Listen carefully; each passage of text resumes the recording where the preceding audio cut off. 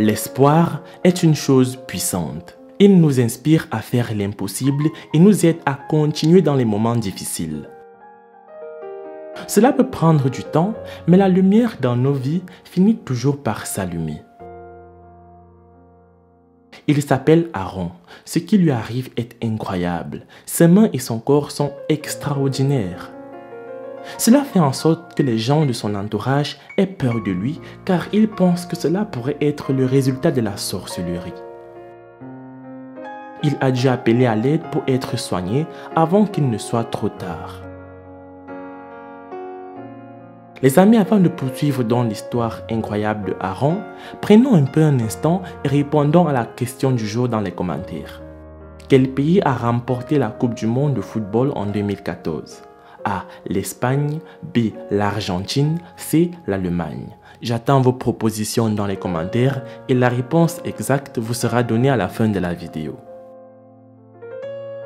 Il a subi 16 interventions chirurgicales. Il dit que chaque fois qu'il subit une intervention chirurgicale, au lieu que son état s'améliore, ça s'empire. Il n'est pas né avec ce trouble. Cela ne fait qu'empirer au fur et à mesure qu'il grandissait. Bien sûr, quand il est né, il avait tous ses 10 doigts, mais maintenant, il en a perdu certains. Sur ma main gauche, j'ai maintenant 3 doigts. Sur ma main droite, j'en ai 4 et voici la raison. Aaron souffre d'un trouble osseux rare connu sous le nom de maladie d'Olia. Cela se caractérise par un développement osseux anormal et présente des symptômes tels que des déformations ou une croissance incorrecte des membres. C'est ce qui arrive à ce jeune homme. Récemment, il s'est rendu en Inde pour une intervention chirurgicale. C'est alors que 3 de ses doigts ont été coupés parce qu'ils devenaient très gros et lourds. D'après ce que les médecins ont dit, ils étaient irréparables. Aaron pesait 60 kg avant de subir cette intervention chirurgicale et après, il ne pesait plus que 57 kg. Cela signifie que les doigts qui ont été coupés pesaient plus de 3 kg.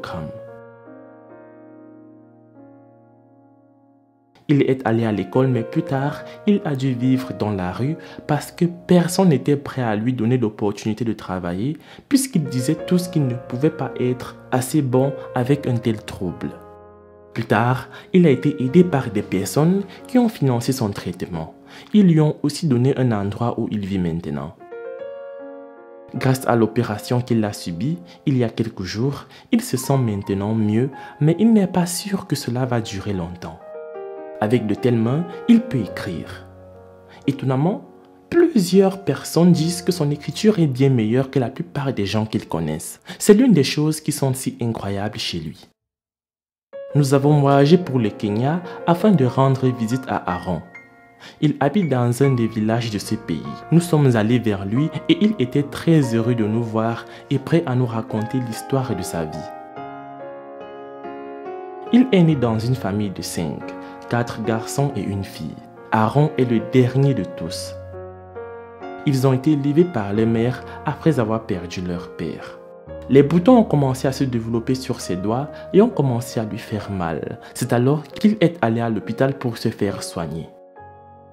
Les médecins n'avaient jamais rien vu de tel parce que cette condition est rare. Ils pensaient que s'il retirait ses boutons de ses mains, la maladie s'arrêterait. Il a dû se faire opérer, mais à 6 ans, c'était très effrayant, mais c'est finalement arrivé. Je suis allé voir le chirurgien. À ce moment-là, les gens disaient que lorsque vous entrez dans une salle d'opération, vous ne pourrez pas en ressortir. Alors j'avais peur. Les médecins m'ont encouragé et ils m'ont dit qu'ils allaient enlever ces boutons parce qu'à ce moment-là, ces boutons étaient encore trop petits, mais douloureux. Après la chirurgie, la situation s'est aggravée. Sa condition ne s'améliorait pas malgré qu'il ait subi ces opérations. Il a continué avec ses études jusqu'à ce qu'il ait terminé le lycée, mais ne pouvait pas continuer à cause de sa santé. Les gens de son pays l'ont vu traverser cette épreuve. Sa famille était pauvre et il voyait toujours sa mère lutter pour s'occuper de lui. Il était devenu adulte et comme il vieillissait, il a décidé de passer à autre chose et de commencer sa propre vie, ce qui n'était pas facile. Il a déménagé, mais c'était vraiment difficile parce qu'il n'avait aucune idée d'où il allait. Il dit qu'il a fait cela parce qu'il ne voulait pas être un fardeau pour toujours pour sa pauvre mère. Il vivait dans la rue en mangeant des pièces de monnaie afin qu'il puisse au moins avoir de quoi manger. Il l'a fait pendant longtemps jusqu'à ce que quelqu'un l'accueille et ils ont commencé à vivre ensemble. Cette vie aussi n'était pas facile, donc ça n'a pas duré longtemps. Lorsque différentes personnes ont vu ce qui lui arrivait, elles ont publié l'histoire dans les médias. Certaines des personnes qui l'ont vu ont décidé de l'aider et c'est ainsi qu'il a fini par se faire opérer. Il dit que cela n'a pas toujours été facile pour lui car il saignait beaucoup plus que d'habitude. Son état s'aggravait beaucoup et ses chirurgies locales ne pouvaient plus l'aider. Certaines personnes ont contribué et elles ont dû l'envoyer en Inde pour un traitement avancé. Quand il est parti, il a pensé que sa souffrance était enfin terminée. En Inde, le traitement était plus cher que ce qu'il ne pensait. Il ne pouvait pas obtenir tous les traitements qu'il méritait. Mais comme il souffrait beaucoup, les médecins ont proposé de lui couper les doigts les plus gros et les plus abîmés. Il dit qu'il se sent maintenant beaucoup mieux qu'avant, mais il a peur que cela se produise aussi comme c'est souvent le cas lorsqu'il subit habituellement des interventions chirurgicales et que des douleurs reviennent après un moment. Certains bons samaritains lui ont également donné un endroit où rester.